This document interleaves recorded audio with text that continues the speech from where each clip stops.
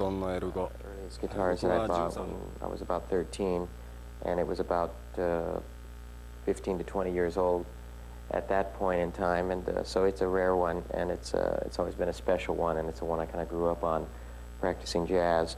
This is also a very old Stratocaster that I use a lot, that gets featured a lot on records, and I play it live on stage, and it's become a big part of my sound. This is my old Gibson 335. I went through several Gibson 335s. That was what I first became accustomed to playing in the studios, was a Gibson 335. And I had a couple earlier editions, and this is a real nice one that stuck with me. And here we have a Roland guitar synthesizer that's very popular. And one of my Ibanez LR10s. In fact, this one here is the original one that finally Ibanez developed after 2 or 3 years of research, and they came up with this guitar, and it ended up being a gem, and that's sort of what all the others that have gone since were developed after. This is one of the newer guitars of mine that I bought recently from the Valley Arts people here in Los Angeles. It's fast become one of my favorite guitars. It's a hybrid of many different elements. It has a Gibson 335 style neck, and it has EMG pickups, which are extremely bright and clean and powerful.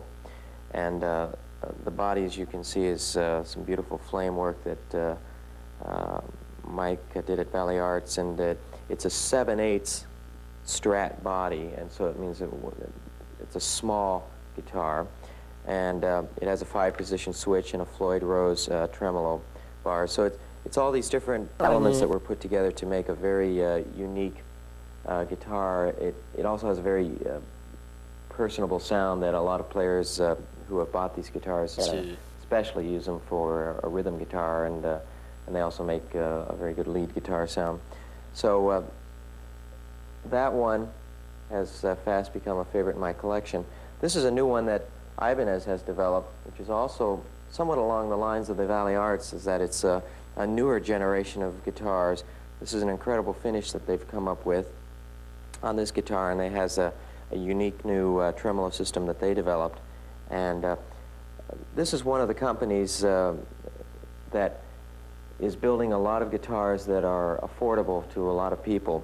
And this one is a very simple but yet versatile guitar that is also good for rhythm and lead, and especially a lot of rock and rollers are using this guitar now, and of course the looks is extremely attractive, all in black.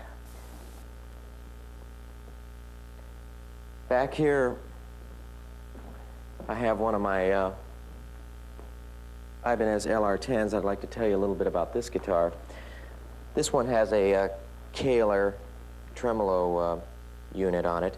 The guitar doesn't come with this unit normally, but I put one on because it was a very effective unit for this guitar.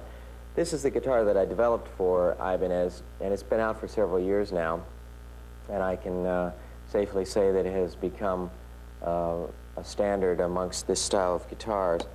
I do believe that the Japanese in general are building as good or better guitars than anyone in the world now, and I'm not just saying that because I have an association with Ibanez, but most professionals have agreed that the Japanese products have surpassed the American companies in a lot of regards. But whether you buy a Fender or a Gibson or an Ibanez or a Yamaha, I'm not here to sell you a guitar, but any of those companies, those are the big four, I would say, and any of those companies can come up with an excellent guitar.